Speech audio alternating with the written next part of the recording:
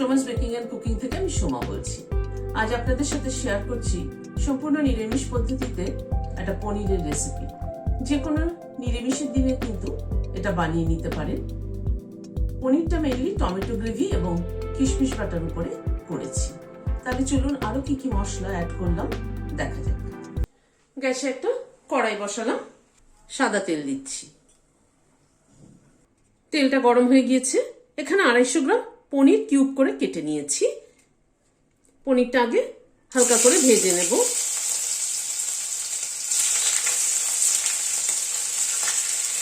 আমি একবারে দিলাম না, দুবারে পনিরটাকে ভেজে নিচ্ছি।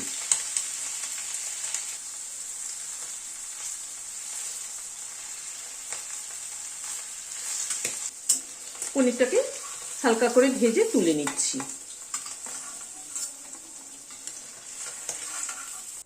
আবার পরবর্তী কিছুটা দিয়ে দিচ্ছি।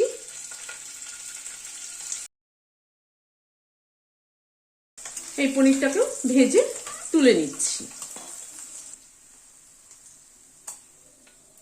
পনির ভাজার তেলটাকে সরিয়ে রাখলাম, ওটা পরে গ্রেভিতে আবার ব্যবহার করব। এখানে 1/2 চামচেরও কম একটু ঘি দিলাম। এখানে 2টো কাঁচা লঙ্কা ভেঙে দিয়ে দিচ্ছি। আর এখানে 2টো টমেটো ডুমো করে কেটে নিয়েছি, সেটা দিয়ে দিচ্ছি।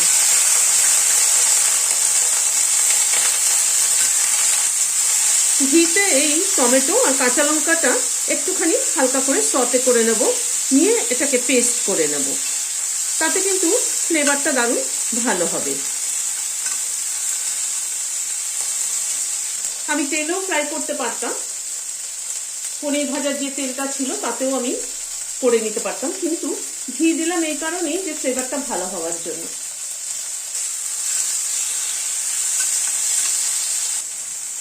মিনিট 2 মতো একটু নাড়াচাড়া করে নিলাম।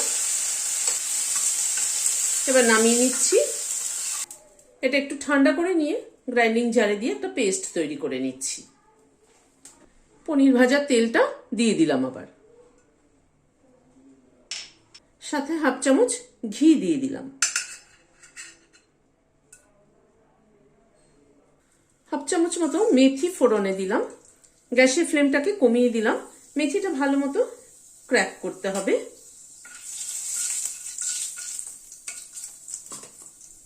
আর একটা তেজপাতা দিয়ে দিলাম।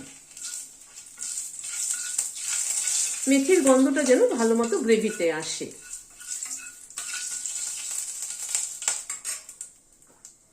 এখানে 2টো আলু ছোট ছোট কিউব করে কেটে হালকা করে একটু বয়েল করে নিয়েছি, সেটা দিয়ে দিলাম।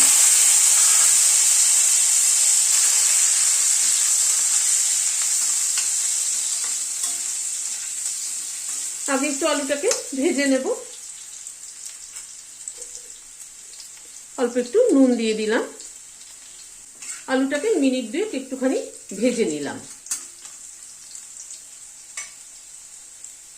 এবার কিছু গুঁড়ো মশলা অ্যাড করছি। এখানে 1/2 চামচ রোস্টেড ধনের গুঁড়ো, 1/2 চামচ রোস্টেড মৌরি গুঁড়ো, অল্প একটু কাশ্মীরি লাল মির্চ, হলুদ অল্প একটু দিলাম।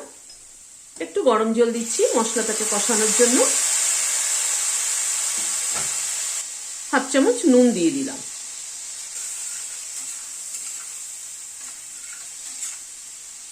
সব দিয়ে মশলাটাকে একটু কষিয়ে নিচ্ছি। মশলাটাকে একটু মিনিট খানেক নাড়াচাড়া করে নিলাম।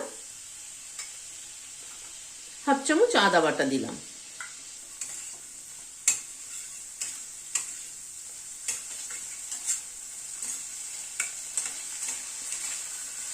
আদা বাটাটা দিয়ে আবার একটুখানি নাড়াচাড়া করে নিচ্ছি।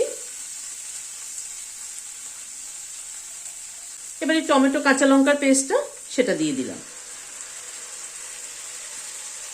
একটু জারটার মধ্যে জল অ্যাড করছি।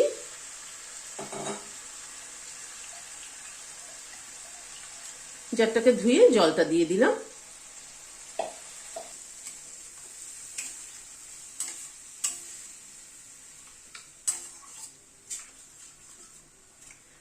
কিন্তু গুঁড়ো মশলার আমি খুব কম ব্যবহার করেছি, খুব সামান্য সামান্য গুঁড়ো মশলা ব্যবহার করেছি। মেইনলি কিন্তু এই পনিরটা টমেটো গ্রেভিতে হচ্ছে।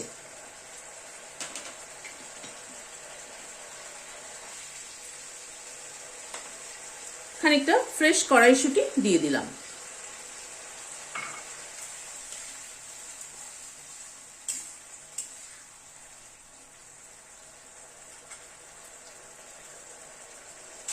সব মশলাগুলো প্রায় মিনিট 3-4 সময় ধরে গ্যাসের ফ্লেমটাকে মিডিয়ামে রেখে কষালাম। মশলা যত ভালো কষানো হবে তরকারির টেস্ট কিন্তু তত ভালো হবে। এখানে 10-12টা কিশমিশ বেটে নিয়েছি, সেটা দিয়ে দিলাম। টমেটো গ্রেভির সাথে কিন্তু কিশমিশ বাটাটা খুব ভালো যায়। যেহেতু টমেটোটা একটু টক টক, সেই জন্য কিশমিশের মিষ্টিটা দিয়ে ওটা কিন্তু খুব ভালো ব্যালেন্স হয়।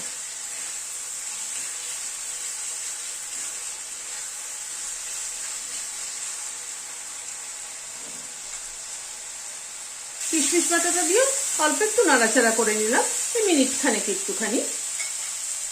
এবার গরম জল দিয়ে দিচ্ছি।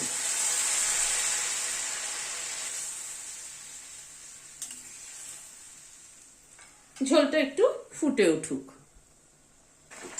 ঝোলটা একটু ফুটে ওঠার পরে পনিরগুলো দিয়ে দিচ্ছি।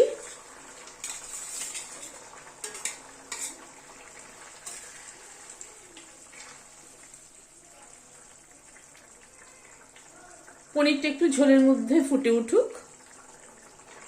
অল্প একটু চিনি অ্যাড করে দিলাম। যেহেতু কিশমিশটা দিয়েছি, কিশমিশের মিষ্টতা আছে, সেই জন্য চিনিটা অল্প একটু দিলাম। নুন মিষ্টিটা নিজেদের পছন্দ অনুযায়ী দেবেন।